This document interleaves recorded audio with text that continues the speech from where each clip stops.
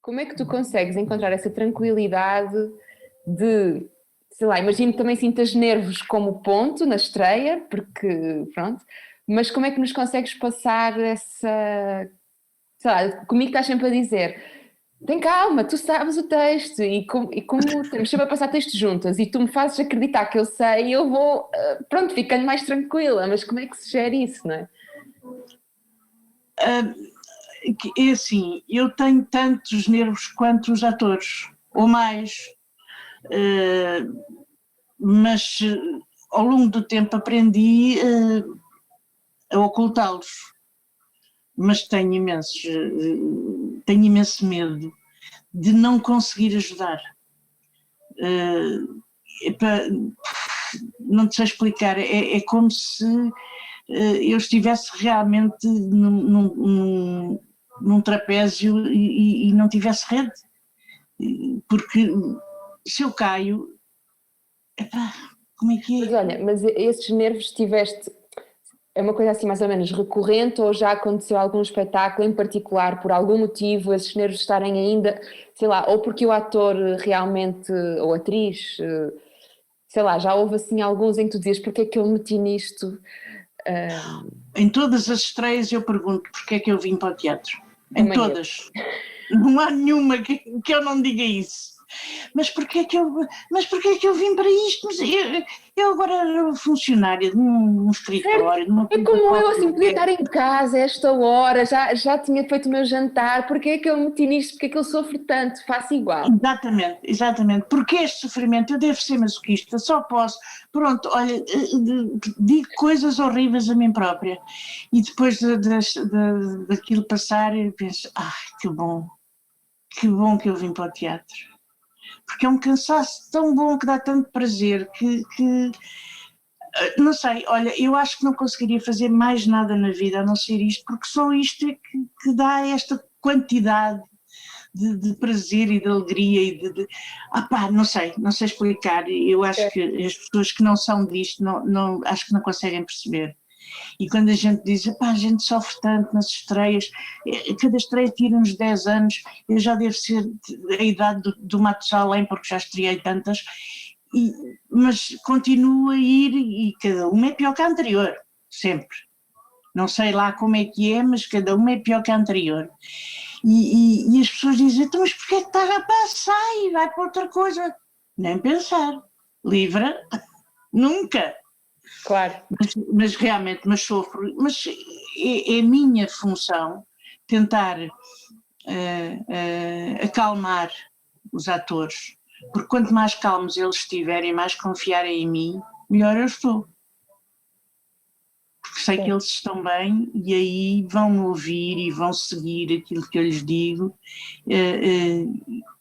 E por isso eu devo, o mais possível, cá fora, dar-lhes confiança.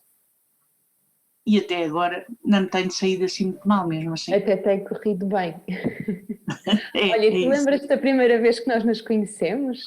Tens essa memória ou não? Porque eu claramente tenho muito presente, mas como tu conheces tanta gente todos os dias que vai passando por ti, certamente não é tão impactante como para mim, não é? Pronto.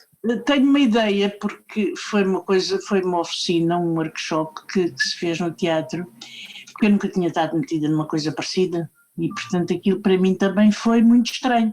Só que eram muitas pessoas portanto, eu não decorei os nomes de toda a gente, mas houve pessoas que me marcaram, ou pelas perguntas que fizeram, ou pelas histórias que contaram, e eu, algumas que me lembro e lembro-me de ti, realmente. Pois é.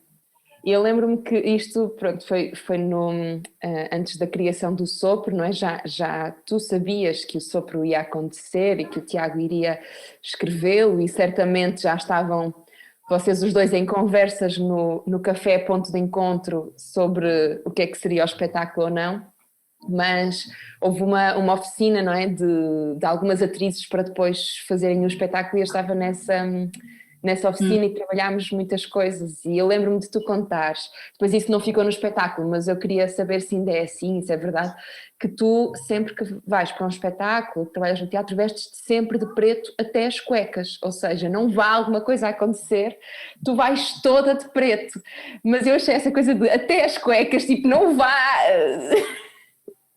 É verdade, e continua a ser, e continua a ser.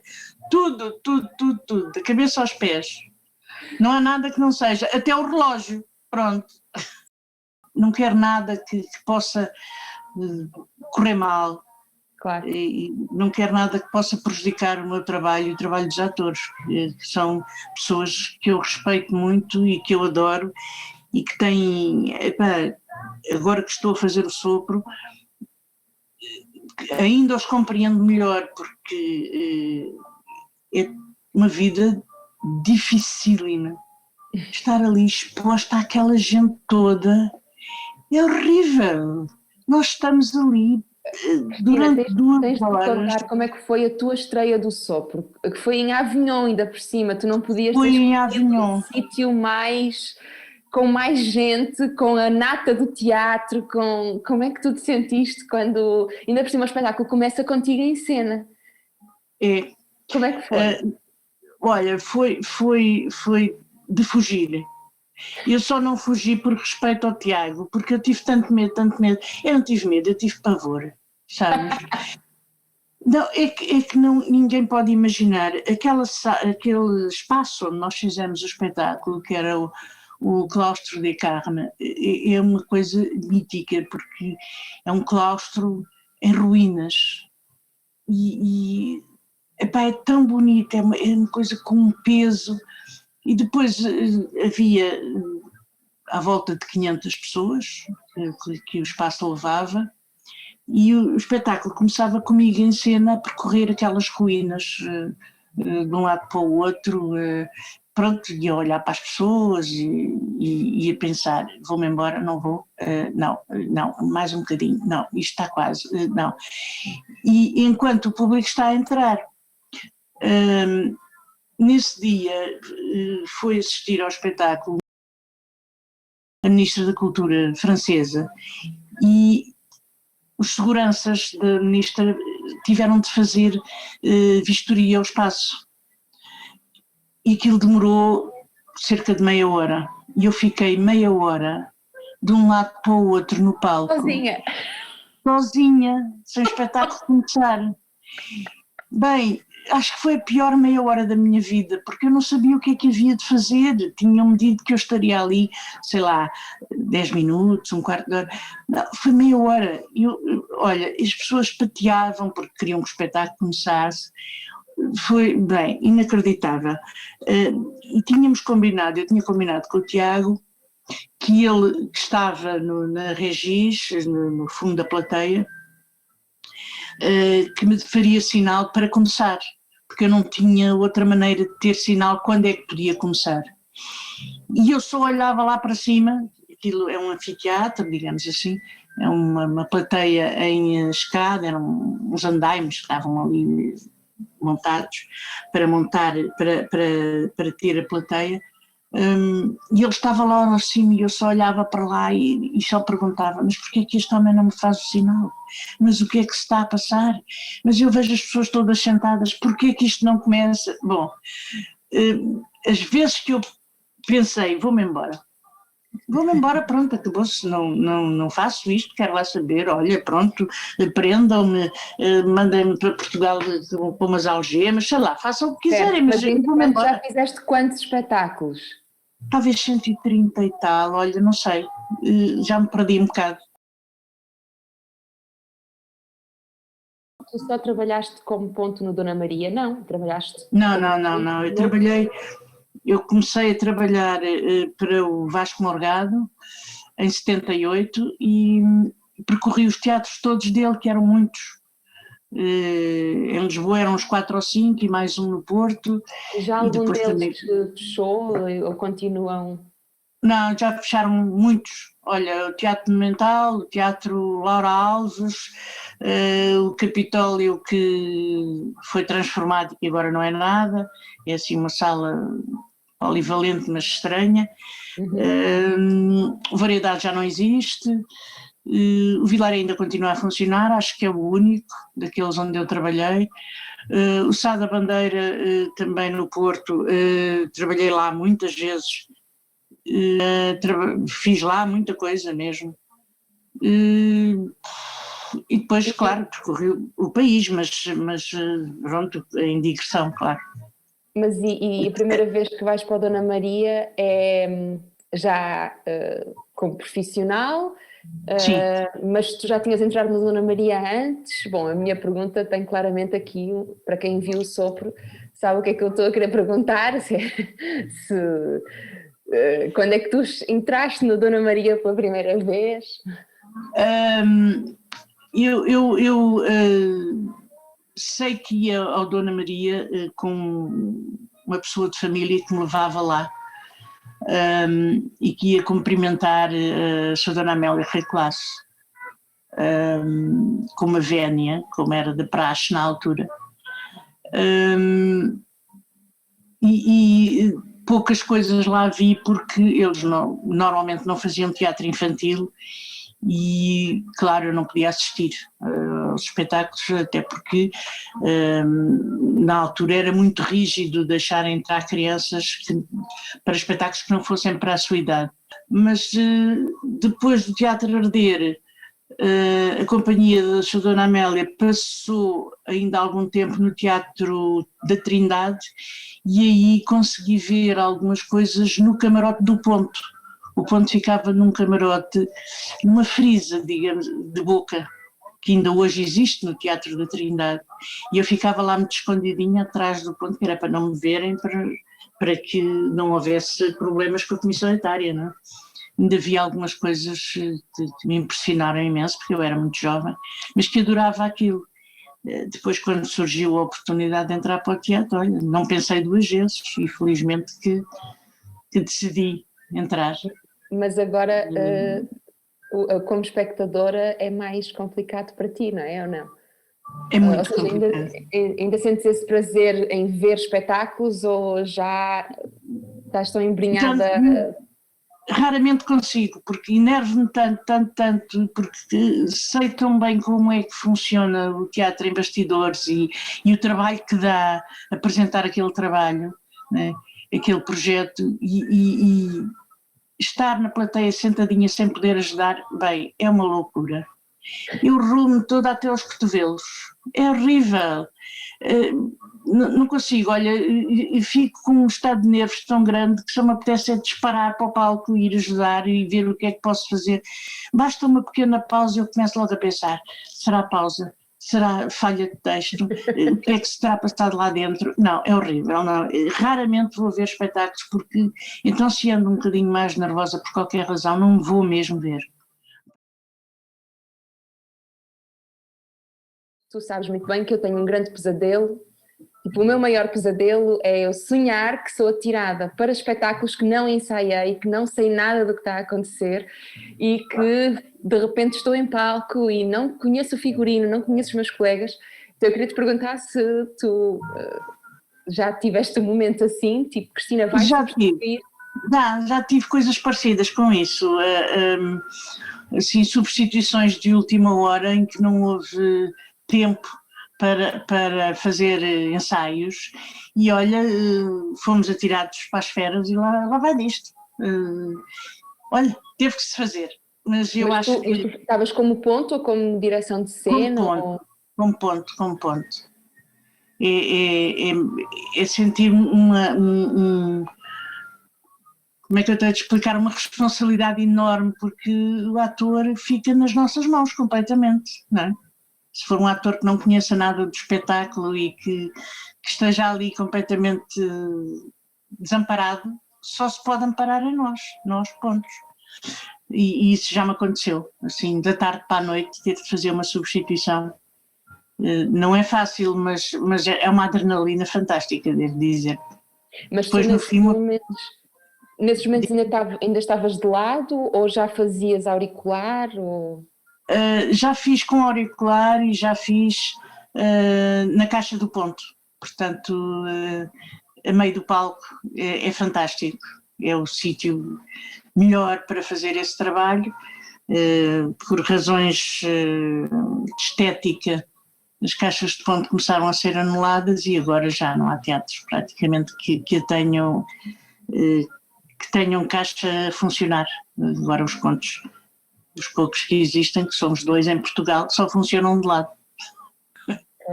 E que estão prestes a ir para a reforma e quando se reformarem acabou. Já não há mais. Aí é que será mesmo sem rede, ficamos mesmo sem rede. Pois, é assim, o trabalho não vai deixar de ser feito, pelo menos em parte, porque durante os ensaios normalmente o assistente de encenação dá algum apoio ao texto, dentro das suas, no intervalo das suas funções, lá consegue dar uma ajudinha, uma palavra ou outra que falhe, mas durante os espetáculos ou é um colega que tem menos que fazer e portanto pode seguir o texto, ou é um colega que está em cena e sabe o texto do colega e lá tira qualquer coisa se vir que o colega está a patinar. Mas nunca fica não um há... trabalho tão limpo. Não há profissionais já. Pois, E não nem há há quem... escola, nem isso, Não, nem há mas isso coisa. escola nunca houve, a escola é o tempo que nos vai dando. Mas mesmo que houvesse pessoas que quisessem aprender e quisessem praticar, não há hipótese, porque as companhias não contratam, não têm dinheiro para isso. Tu achas que também tem muito a ver com uma questão orçamental, de alguma maneira, Sim, algumas sim. profissões que se vão juntando? Completamente. Estava a ver atrás de ti, tens aí uma imagem, parece isso é o Hamlet ou é o Shakespeare? O que é que essa gravura tem a ver com teatro atrás de ti? Não. Não, é um, Nada a ver. não, é um quadro é uma cópia de uma estátua de Machado de Castro que se chama Gratidão. Oh, uau! Eu tinha um avô que era pintor e então todos os quadros que eu tenho cá em casa são todos dele. Eu tenho para aqui as paredes completamente forradas de quadros dele e este foi o meu presente de casamento. Uau! E tu guardas cartazes de teatro também? Não os tens em casa, mas tu tens arquivo, ou seja, tens algum arquivo teu? Não, tenho só de programas, porque já não tenho espaço. Eu antes guardava muito mais coisas, até peças e tudo, mas agora já não tenho espaço. Tenho algumas peças guardadas, poucas, muito poucas, porque não tenho espaço e tenho programas. Mas ao princípio guardava muita coisa, críticas, recortes de jornais, cartazes. Agora já deixei-me disso porque não tenho espaço, estás a ver, ao longo de 40 anos claro, a guardar. e aqueles bilhetes que as pessoas escrevem, que são aqueles chamados os bilhetinhos da merda, que as pessoas escrevem muita merda, tu guardas isso? Sei lá, deves ter imensas dedicatórias e coisas. Tenho. Isso guardo. Já não sei onde é que tenho tanta coisa, mas tenho. Coitados, os meus filhos vão ter um trabalhão quando quando me for embora para darem de volta a isto, coitados. Eu já lhes disse, peguem numa fogueira e tungas, tudo lá para dentro e acabou, porque realmente o que é que eles vão fazer a isto tudo? Para mim dá-me prazer, agora para eles já não significa nada, embora um deles esteja ligado ao teatro também. Portanto, esse não sei o que fará. Se calhar já vai fazer um espetáculo sobre ti. Mais profundo ainda do que o sopro, assim, tipo com as tuas coisas, os teus arquivos. Tu és supersticiosa, Cristina? Um bocadinho. Em relação ao teatro só um bocadinho. Esse vício foi-me passado pelos atores antigos, que eram muito supersticiosos. E então há coisas, há tradições que eu ainda tenho dificuldade em pôr para trás das costas. Tipo o quê?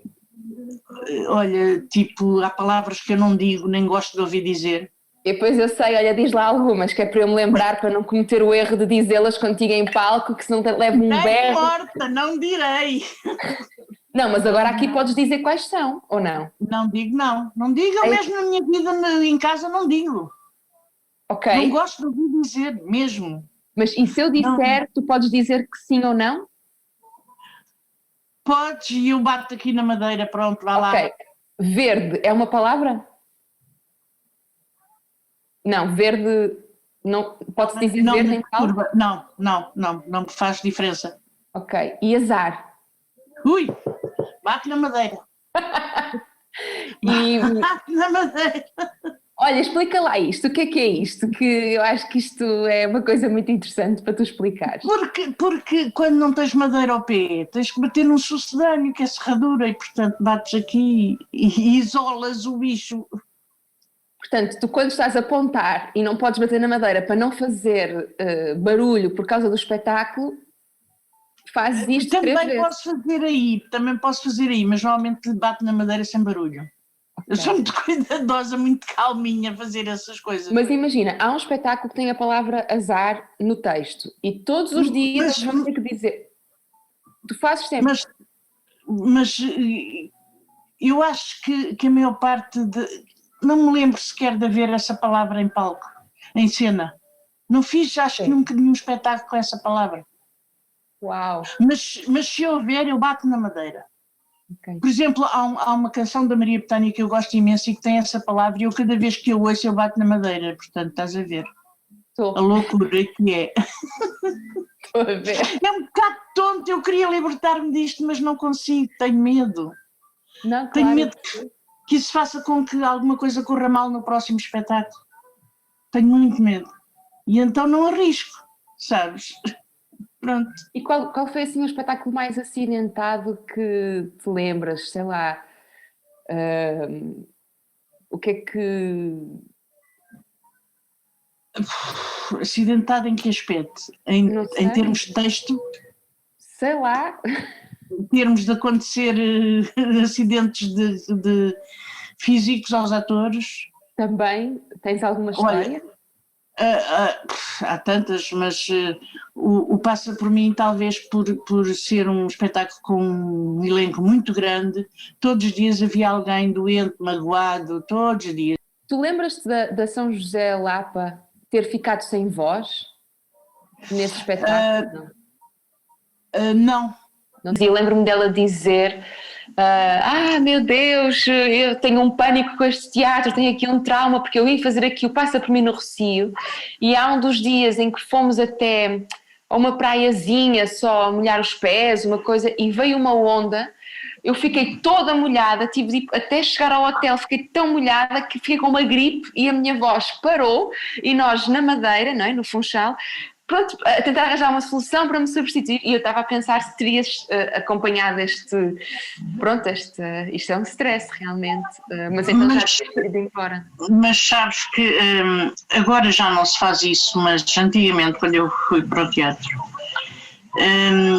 nós não podíamos fazer uma vida completamente normal em relação às outras pessoas, ou seja, evitávamos ir à praia, evitávamos ir a determinados sítios, exatamente para não nos acontecer esse tipo de coisas. Inclusivamente, se nos deslocávamos para fora por exemplo, no dia da folga, se nos deslocávamos para fora do raio do teatro onde estávamos a trabalhar, tínhamos que pedir autorização ao empresário. Claro. Por exemplo, para ir a Cascais, são 30 e poucos quilómetros, tínhamos que pedir autorização, porque podia-nos acontecer alguma coisa e depois punhamos o espetáculo em risco. Agora já ninguém faz isso, felizmente, ou infelizmente, não sei. Mas, por exemplo, no verão os atores e as atrizes não iam à praia para não se queimar, porque poderia ser que a personagem não permitisse que tivessem uma cor mais, enfim, diferente daquela que tinham quando estrearam. Ou então tinham que pedir licença ao encenador ou ao figurinista, enfim, havia uma série de normas que agora felizmente já não há, porque era tudo um bocadinho rígido, acho eu. Quase todas as peças têm as suas peripécias, é normal, não é? Os atores são seres humanos, os técnicos são seres humanos, portanto, estão sujeitos a que aconteçam coisas, gripes e dores e entorces, sei lá, tanta coisa. Desmaios. Costuma-te acontecer os atores desmaiarem muito?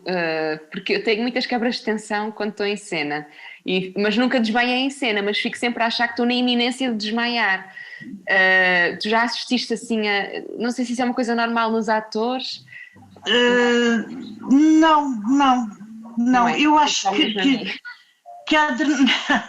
Não te vai acontecer, sabes? Porque a adrenalina é tanto que não vai deixar. Eu acho. Podes sair cá para fora e cair para o lado, mas lá dentro mesmo, suponho que não. Aliás, é uma coisa que aconteceu num espetáculo no Nacional, que se chamava Agosto em Osas, que aconteceu, e aí salvo seja, estou a bater na madeira, uma das meninas saiu de cena e morreu. Eu sei. Foi muito perturbador, porque ela fez a cena completamente normal, tudo igual, tudo, e depois de repente sai de cena e chega à porta do elevador para ir ao camarim trocar de roupa e caiu e acabou.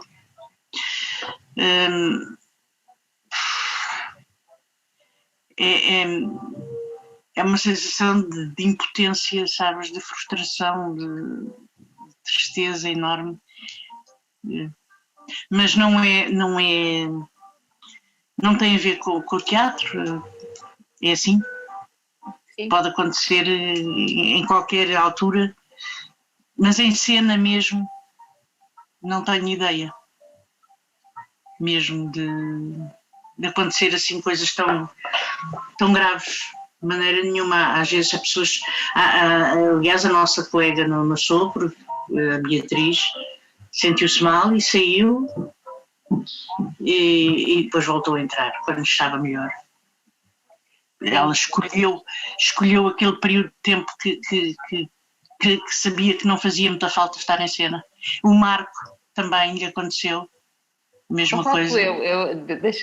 Deixa passar esta pandemia, voltarmos a fazer o sopro e vais ver que ainda me vai calhar a mim esse não calha nada, eu não deixo, não me penses nisso. Não, eu acho que não, acho que desmaiar não. Podes não te sentir muito bem e ter de sair, mas de resto, não acredito. Sabes, eu acho que quando estão em cena, nós estamos ali com uns nervos tão grandes e uma pressão tão grande e tu sabes isso melhor que eu, uma tensão tão grande que acho que não dá para desmaiar com quebras de tensão, acho eu, não sei. Sim. Olha, eu estou a bater muito na madeira, daqui a bocado tenho os nossos dedos esfolados, mas estou a bater na madeira porque... É muito interessante esta coisa de... Eu penso muito nisto, às vezes, no teatro há bocado tu falavas do prazer que sentes e do sofrimento que sentes e de como o prazer e o sofrimento estão assim a caminhar sempre lado a lado, não é? Ou seja, o prazer é tão grande como o sofrimento, mas pronto, mas não é por isso que deixamos de fazer. E eu acho que, e depois dizias, as pessoas que não trabalham em teatro se calhar têm dificuldade em compreender este vício e isto que se sente e é interessante porque acho que os espetáculos, seja teatro, dança, os espetáculos em si, esta coisa de ser ao vivo, naquele momento, e todas as pessoas que trabalham à volta do espetáculo, não só os intérpretes, mas todas as pessoas, acho que tem assim um sentido de missão, não sei o que é que tu sentes, que é difícil às vezes encontrar noutras profissões. É um sentido de missão de que parece que se trabalha com a urgência de salvar o mundo. Parece que somos quase médicos sem fronteiras, quando na verdade estamos só a fazer teatro. E se o espetáculo for cancelado, é só cancelado e não acontece mesmo nada, é só cancelado. Mas eu acho que nenhum de nós consegue encarar isto. Por exemplo, para a minha família às vezes é complicado. Eu sei lá, estar super doente, não é? E a minha família não entender que pronto, naquele dia eu ponho uma baixa, e para mim é um pânico enorme pensar que o espetáculo vai ser cancelado por minha causa, e há qualquer coisa, tipo um poder que... Eu já tive uma gastroenterite, assim, de morrer, do género de não conseguir comer mesmo o dia todo, vomitar, saía por todo lado, tudo, não conseguia pôr de pé, e à hora de fazer o espetáculo, eu fui fazer o espetáculo e não sei como. Eu acho que não, se fosse uma segunda ou uma terça, nos dias em que não há espetáculo, eu provavelmente teria continuado a vomitar, teria continuado... Mas há qualquer coisa em mim que, por saber que tenho de fazer o espetáculo, que estou lá, e eu às vezes penso nisto e penso que parvoíce, é só um espetáculo, mas há qualquer coisa de poderoso, não sei se tu também sentes isso, parece que anda a salvar vidas e... Completamente. É um espetáculo. Completamente. Não sei se já aconteceu quando desde que estás connosco no Sopro. Eu tenho às vezes problemas também de tensão baixa, mas não só de tensão baixa, mas de tensão muito junta.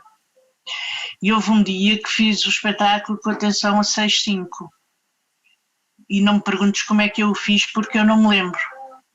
Mas sei que o fiz, porque não houve espetáculo cancelado. E sei que ninguém me disse, olha que não fizeste como é costume. Mas não sei como é que o fiz, porque eu estava completamente zonza, as letras andavam de um lado para o outro no papel, não paravam quietas. Cada vez que eu tinha que me deslocar, e como sabes desloco muitas vezes em cena, era um sacrifício, porque eu tinha a ideia que o chão me estava a fugir debaixo dos pés. Mas eu pensava, mas porquê é que eu não digo por isso simplesmente não estou em condições? Mas não fui capaz de dizer. Depois e olha, és capaz de chegar ao fim, dizer que estavas péssima e toda a gente, não tem nada. E é mesmo real, quando as pessoas dizem que não notam nada, é mesmo porque não notaram, não é? Mas é assim para quem não sabe, se calhar é só importante explicar que o Sopro é um espetáculo em que tu estás em cena com os atores e que foi construído a partir das tuas histórias no Teatro Dona Maria, e não só, mas também da profissão de ponto, mas sobretudo a partir de ti. E claro que há coisas que podem ser um pouco ficcionadas, porque é um espetáculo, mas pronto, só para esclarecer que há pessoas que podem ainda não ter visto. Sim, há algumas histórias que são ficcionadas, mas a base é realmente a minha ida para o teatro e a minha vivência dentro do teatro. E dá-me muito prazer fazer, e gosto imenso de fazer, embora cada vez que tenha de o fazer, lá vai, mais 10 anos de vida, porque o medo é uma coisa, é assustador. Tu que tens também muita experiência a observar, não é? Porque também são muitos anos a ver as outras pessoas, a vê-las, e às vezes pode passar um espetáculo inteiro em que tu estás a trabalhar, não é? Porque estás a acompanhar, mas acabas por não intervir porque, pronto, felizmente corre tudo bem. Mas o que é que tu, pela tua experiência, seja de ensaio, seja em palco,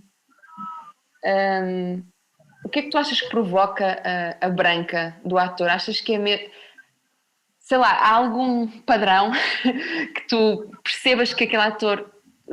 Consegues prever que ele vai ter uma branca? Consegues perceber algum padrão nos atores? Sei lá, eu já tive algumas e não sei o que é que provoca, não faço ideia. Há coisas que eu tenho a certeza daquele texto e não sei porquê, de repente.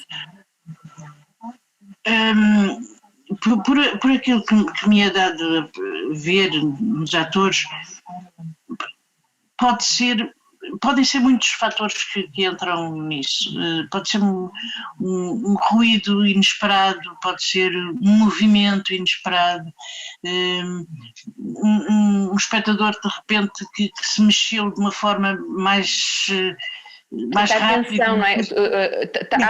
Achas que vai acontecer de uma forma e há qualquer coisa que te chama e que tu perdes. Chama a atenção e que me desconcentra daquilo que eu estava a fazer e do texto que eu estava a dizer. Eu penso que na maior parte das vezes é isso. Aliás, é engraçado que as pessoas muitas vezes me perguntam porque é que eu, quando estou a trabalhar, me visto sempre de preto. E tem uma razão, e que é assim, se eu tenho que circular nos bastidores, no palco, se eu estiver vestida de branco ou de uma cor clara, eu passo e o ator vê passar, há um movimento que ele vê. Se eu estiver vestida de preto, é muito mais discreto e, portanto, provavelmente não chama a atenção do ator. O ator está ali num grande discurso, a puxar pela cabeça, para a memória, uma concentração muito grande, e de repente passa-lhe uma coisa, epá, é o suficiente para desconcentrar. É natural que isso aconteça, não é? Certo, não, e faz todo sentido, faz todo sentido. E diz-me uma coisa, que é uma curiosidade que eu tenho, também por causa do... Estavas agora a falar dos teus colegas e assim, da experiência que tu tens com a Dona Maria e dessa relação. Tu já, na tua memória, tens ideia, tirando se calhar o incêndio, de algum momento em que o teatro estivesse fechado como agora? Estivemos algum tempo fechados, sim, mais ou menos à volta de 2000. Okay. Havia ali havia uma vontade política de encerrar o Dona Maria. E então puseram lá uma comissão de gestão para fazer conversações, para ter conversações com os atores e técnicos do teatro para saírem embora. Mas realmente a finalidade era fechar o teatro, era acabar com o Teatro Nacional. E como é que isso conseguiram acabar com a Companhia Residente, agora já não se chama Companhia Residente, chama-se Núcleo de Atores, que tinha 30 e tal atores na altura e que depois ficaram 7. Portanto, uns foram obrigados a sair, outros aceitaram a indemnização, enfim, houve ali um processo e houve também vários técnicos que saíram na altura em que houve essa conversação da parte dos órgãos competentes, enfim, não é incompetente, dos órgãos. E eles queriam realmente, e estivemos talvez um ano e tal sem produzir, apenas em conversações, e não conseguiram fechar, mas esteve muito perto, esteve realmente. Pois, é uma situação que também é completamente oposta àquela que vivemos hoje, não é? Ou seja, há uma vontade política e administrativa e de direção, tanto é que aquilo que estamos a fazer hoje aqui é um bocado até transpor a vida do teatro para outras plataformas, mas significa que, fechado por um motivo de força maior, assim, tirando esta pandemia, foi o incêndio. Sim. Obras, se calhar, mas o incêndio foi assim um momento de... Sim, foi o incêndio e houve alturas em que não havia programação, não havia dinheiro, não havia... mas eu ouvi dizer, mas não estava lá. Realmente esta de 2000, sim, essa eu assisti e também fui convidada a sair, se quisesse, e eu não aceitei, claro, o que é que eu ia fazer? Eu gosto é disto, portanto arrisquei e fiquei, felizmente, mas na altura houve muita gente que teve medo e que saiu, com grande pena nossa, enfim, mas neste momento, felizmente, não vejo que haja hipótese disso voltar a acontecer. Esperemos. Não, claro, porque eu penso que no sopro há uma parte logo no início em que se põem palavras como se na tua boca, como se tivesses sido tu a dizê-las, e eu suponho que talvez não tenha sido parafraseado, mas que a ideia é um pouco essa, que tem a ver com a ideia dos teatros fechados e de um teatro em ruínas, e de como haveria este conflito, pronto, isto é a dramaturgia do espetáculo, não é? Do tal diretor do teatro querer fazer um espetáculo cujo cenário hipotético é um teatro em ruínas e que tu, enquanto personagem, ponto do espetáculo, dizes nem pensar, um teatro em ruínas. E por acaso sou eu que digo essa frase, como se fosse nem pensar, não pode estar só fechado, como se estivesse fechado há uns meses. E desde que nós começámos a fazer o sopro depois do primeiro confinamento, esse momento tornou-se, pronto, muito mais especial, porque de repente já sei o que é ter um teatro fechado durante uns meses e como isso é dramático. Pronto, já estava-me a lembrar disso. Como é que estavas a falar também do Vasco Morgado, da questão dos teatros já terem fechado. Qual é essa tua relação dos teatros vazios, dos teatros fechados, teatros sem coisas a acontecer dentro? Fico muito triste. Aliás, durante anos eu não passei no Saldanha, devido à destruição do Teatro Monumental onde eu trabalhei, como por exemplo com a Susana Laura Alves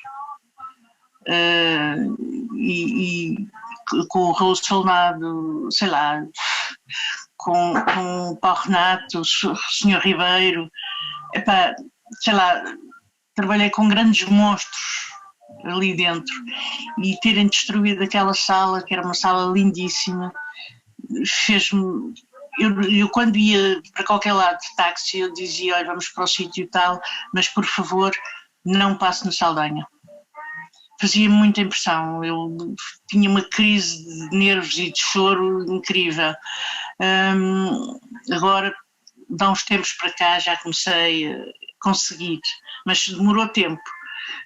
Também cada vez que passo em frente ao Teatro Lara Alves faz muita impressão.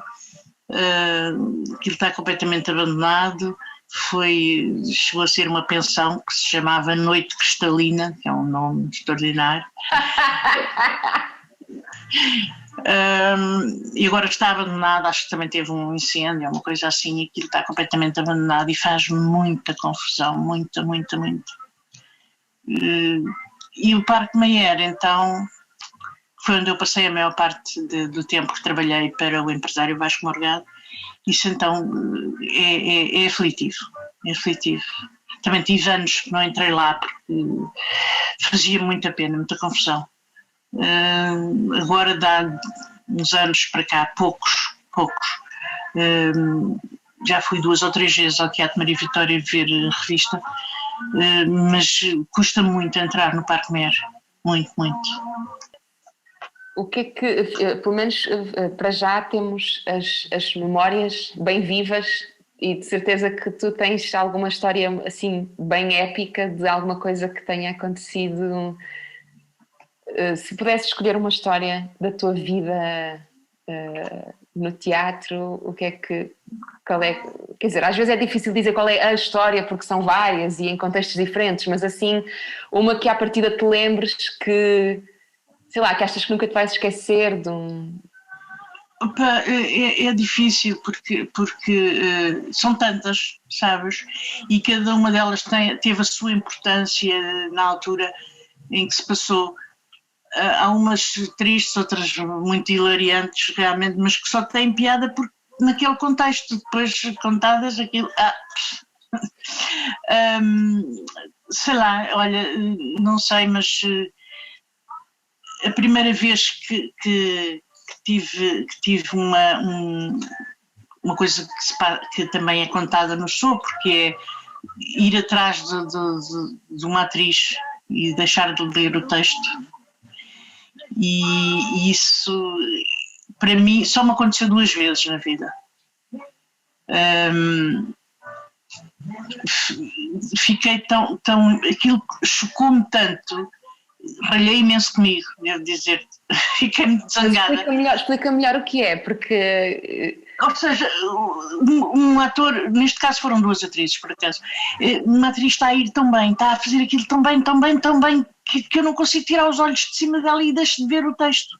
E só estou a ver a representação e estou a ficar maravilhada e aquilo está-me a dar um prazer tão grande de ver que não consigo olhar para o texto. E depois, se o ator precisa e eu não estou com o texto na ponta da língua Quem para foram tirar. as atrizes, Cristina? Olha, a primeira vez foi em 1980, 81, não sei bem, uma coisa chamada A Luz do Gás, com a senhora Mariana Rei Monteiro. Ela estava a contracenar com o Paulo Renato e ela estava a fazer aquilo também, era ensaio, uns ensaios já finais, perto da estreia, e ela estava a fazer aquilo também, que não era possível ser, ela estava a atingir a perfeição, sabes? E eu não consegui, não consegui tirar os olhos de cima dela e claro, deixei o texto. E a determinada altura ouço uma vozinha assim muito baixinho, Cristina, e era a senhora a pedir-me texto e eu, olha, não sei, não me enfiei por chão abaixo porque não havia onde. Coitada, ela precisou de texto e eu estava a olhar para ela completamente embevecida e não pronto.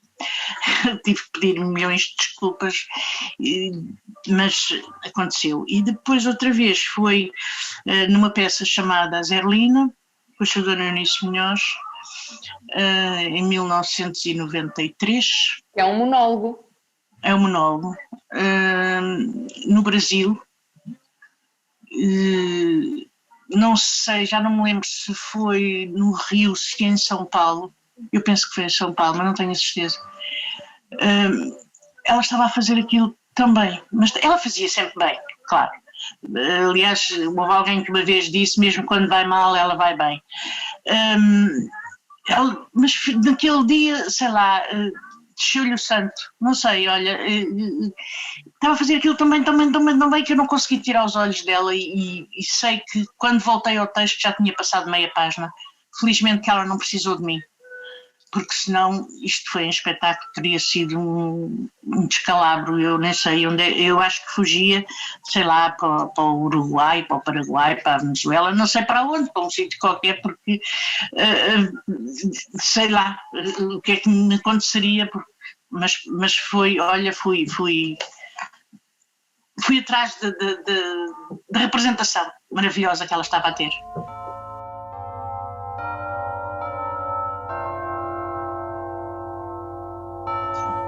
Olha, pronto. Bom do teatro. Obrigada, Cristina, foi um prazer. Ao teatro. Voltaremos. Sim, sempre. Voltaremos.